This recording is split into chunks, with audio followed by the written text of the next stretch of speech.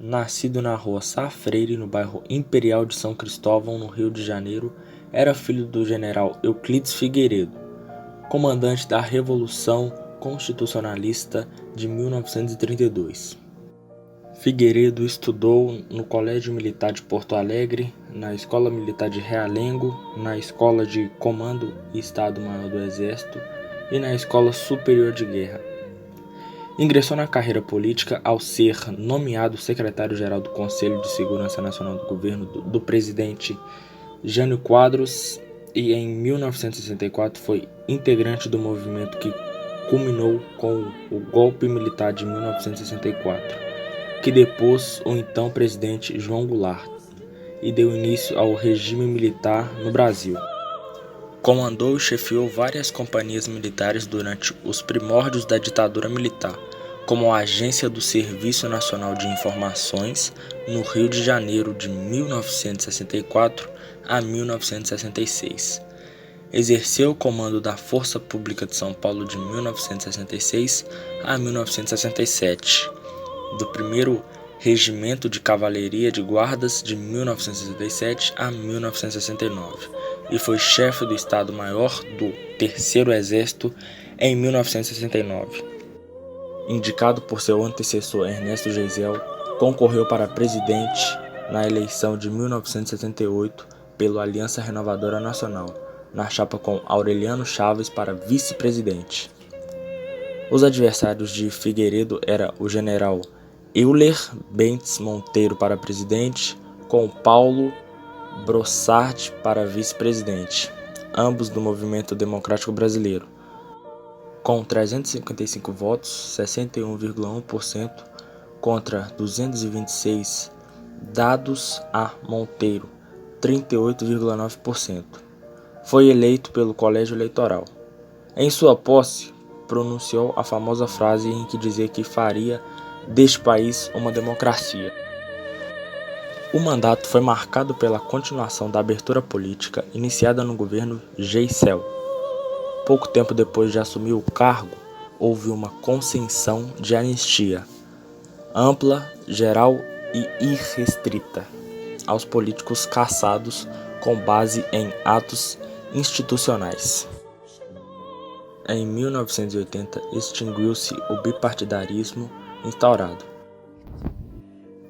A partir deste fato foi criado o Partido do Movimento Democrático Brasileiro, PMDB, como sucessor do MDB, e o Partido Democrático Social, PDS, como sucessor do Arena, além de outros novos partidos. Figueiredo, assim, virou filiado ao PDS. A 22 de setembro de 1891, foi agraciado com o Grande Colar da Ordem Militar de Santiago, da Espada de Portugal. Em 1982, engendrou-se uma reforma eleitoral para assegurar a situação maioria nas eleições de 1982, nas quais se defrontariam os governistas do PDS e 4 legendas de oposição. Contudo, durante o seu governo, ocorreram vários atentados terroristas atribuídos a setores da direita e militares da linha dura. A gestão ficou marcada pela grave crise econômica que assolou o mundo, com as altas taxas de juros internacionais, pelo segundo choque de petróleo em 1969, a disparada da inflação, que passou de 45% ao ano para 230% ao longo de 6 anos, e com a dívida externa crescendo no Brasil, que pela primeira vez rompeu a marca dos 100 bilhões de dólares, o que levou o governo a recorrer ao Fundo Monetário Internacional, FMI, em 1982. Neste ano houve a criação do estado de Rondônia. No ano seguinte, iniciaram-se as campanhas das direitas, já que acabaram rejeitadas no Congresso Nacional. Entretanto, o governo Figueiredo permitiu a eleição presidencial indireita, que decretaria o fim do regime militar. Os 6 anos do seu mandato registraram um crescimento de 13,93% do PIB, média de 2,34%, porém com redução de 0,17% da renda per capita. Figueiredo assumiu com a inflação em 40,81% e entregou a 215,27%. Foi sucedido pelo governo Sarney de 1985 a 1990, que entregou a inflação a 1972,91%. Foi o 30º presidente do Brasil de 1979 a 1985 e o último presidente do período da ditadura militar. O presidente eleito João Batista de Figueiredo e o vice Aureliano Chaves, escoltados pelo 1º Regimento de Cavalaria, são saudados por populares e jovens estudantes de todos os recantos do Brasil na manhã de 15 de março de 1979, dia de sua posse em Brasília. É no Palácio do Congresso que ambos vão prestar o compromisso constitucional em sessão solene, na presença de representantes de quase uma centena de nações amigas, altas autoridades governamentais, parlamentares e convidados especiais.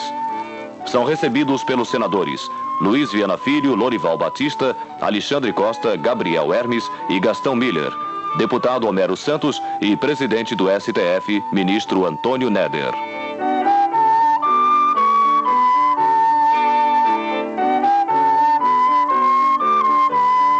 O novo presidente da República Federativa do Brasil faz o juramento: prometo manter, defender e cumprir a Constituição, observar as leis, promover o bem geral e sustentar a união, a integridade e a independência do Brasil. Aureliano Chaves também presta o mesmo compromisso antes que o presidente do Senado Federal proceda à posse dos 2 novos mandatários, tendo o senador Luiz Viana Filho sintetizado na ocasião os votos de todos os brasileiros ao presidente Figueiredo. Deus guarde Vossa Excelência.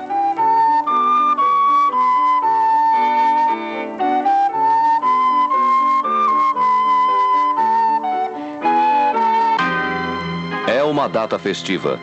A capital federal está engalanada. O Brasil, país que vem se impondo pelo seu desenvolvimento econômico e social, vê com esperança o novo chefe de governo que assume o poder disposto a cumprir o mandato em favor do bem geral. Cabe ao presidente Geisel transmitir o cargo declarando: faço-o com profunda e justificada satisfação por Vossa Excelência ascender à Suprema Magistratura do Brasil, cargo que tenho plena convicção exercerá brilhantemente, com suas aptidões pessoais provadas e confirmadas ao longo de toda uma existência dedicada à causa pública.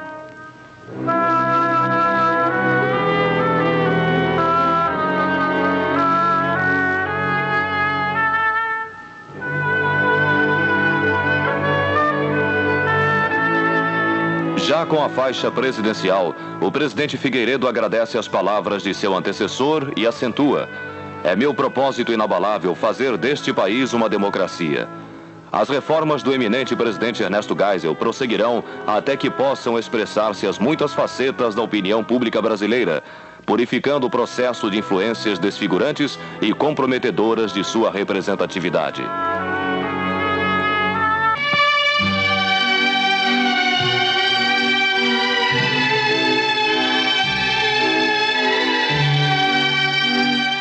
O presidente Ernesto Geisel, Dona Lucy e a senhorita Amália Lucy levam um adeus carinhoso do Palácio do Planalto. São muitas as homenagens prestadas ao homem que governou o país desde 15 de março de 74.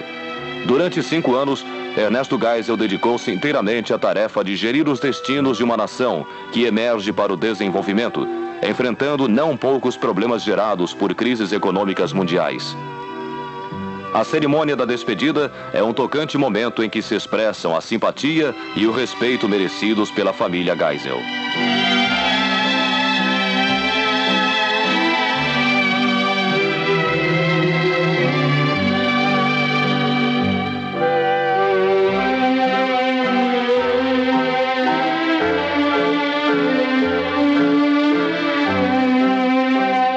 Jovem da Caravana da Integração Nacional saúda o presidente.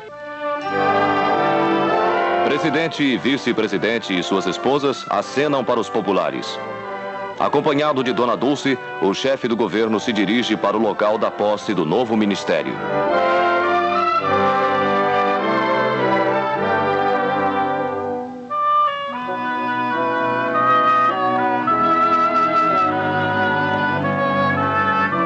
Em breve discurso afirma: elevo minhas preces a Deus para que em cada reunião com os ministros, Ele nos ilumine, inspirando-nos em benefício da pátria e do povo brasileiro.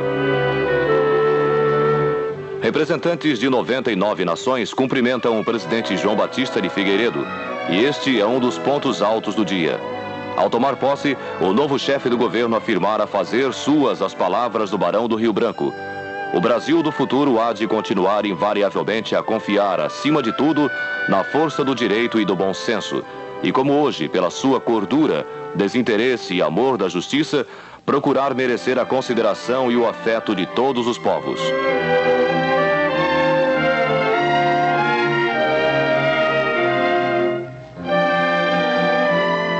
Momentos antes dessa parte da programação oficial no ginásio Presidente Médici, o presidente Figueiredo mantém o primeiro contato direto e informal com o povo.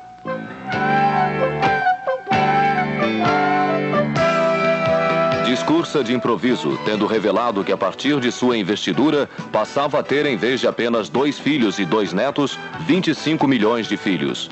O presidente Figueiredo diz: de nada valerá o nosso desenvolvimento econômico, de nada valerá o nosso desenvolvimento político se nós não tivermos em conta na parte social o cuidado, o carinho com a preparação do futuro adulto do Brasil. As riquezas que possuímos, os minerais que extraímos das entranhas de nossa terra, os peixes que vamos buscar no mar, a carne que retiramos dos campos e os frutos que a agricultura pode nos dar, não são nada em comparação com a riqueza que representa para o Brasil a sua juventude. E é pensando nessa juventude que hoje inicio o meu governo.